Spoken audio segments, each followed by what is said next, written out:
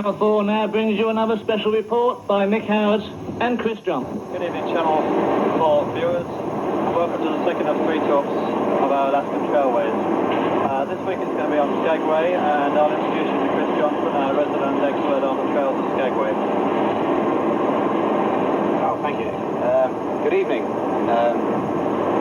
As many of you know, there are some beautiful walking trails around Skagway, apart from the obvious trail to the Moe's Frontier Bar. We have down here the ship. You can see where the ship is here. As you walk towards town, following the railway, and then just before you reach town, the railway branches off to the right, the main line, to the right. Just follow this along and you'll see the entrance to what is the beginning of many trails in Skagway. Follow this trail up. It's quite a steep gradient, and within 15-20 minutes you should reach the reservoir if you're reasonably fit. Then turning to your right at the reservoir, follow a trail which will lead you, after another 5 minutes walking, to what is the Lower Dewey Lake. This complete walk from the ship and back again should take you about an hour. For those feeling a little bit more energetic, up to the reservoir, you will see another trail following round to the left. Follow that trail. It's very flat. About 2 miles though, take you all the way up Reed Falls up here. For those that are feeling really energetic, the biggest climb of all, and will take you a full day. It's a good 2 hours up and an hour and a half down. Here, follow the trail all the way up. It's a very steep incline all the way. It will take you right up to the upper lake.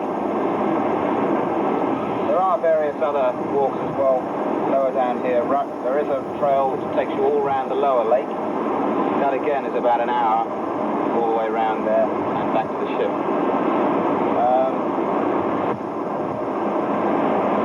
If you are attempting this steep climb here to the top lake, I suggest anybody to take warm clothing and spare clothing with them, because the weather can be very, very changeable. Climbing to an altitude up here to 3,000 feet, even in the summer, it can be very, very cold up there. And also wet, because the mist can come in, and even without rain, it can leave you feeling very damp. There is a further climb, if you do have time and the energy, up here to Devil's Punch Bowl. It's a trip I made once last year. It's a further hour's climb from the upper lake. And it's a very hard climb. You have to clamber over very big rocks. The trail up to this lake is marked by rocks, by small stones on larger rocks. And that's how you'll follow the trail to up here, which will overlook the Devil's Punch Bowl, which is actually 3,700 feet above sea level. I think that's about it, Nick, really.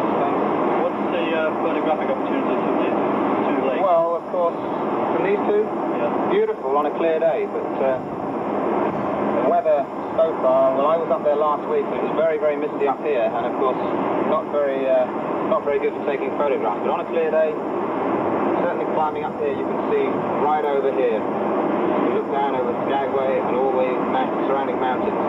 And it's very good photograph. Have you come across any wildlife at all? Not a great deal. You can, if you're very observant, up the top here, you can see wild mountain goats on the barren slopes, if you look very carefully. Down below, just squirrels and rabbits. About all. Very good. Well, thank you very much, Mr. Johnston. Okay, thank you, Nick. On the notice board, as you all see actually already, there's a notice for those that are interested in trails, defined as Skagway, Sitka and Juneau. And I recommend it, if ever you go on a trail, to go with somebody else. So if you want to put your name down on this, and whether you want to go in the morning or the afternoon, this will help you amongst the crew to find a partner or even a small team to go up the trails with. Anyway, for this week, this is Chris Johnston and myself, Nick Howard. Thank you for viewing our trails. We'll see you in a couple more weeks' time. Final one being on Sitka. We'd like to thank Nick and Chris for that very interesting report on the trails in Juneau. I'm looking forward to their last reports about Sitka in 2 weeks' time.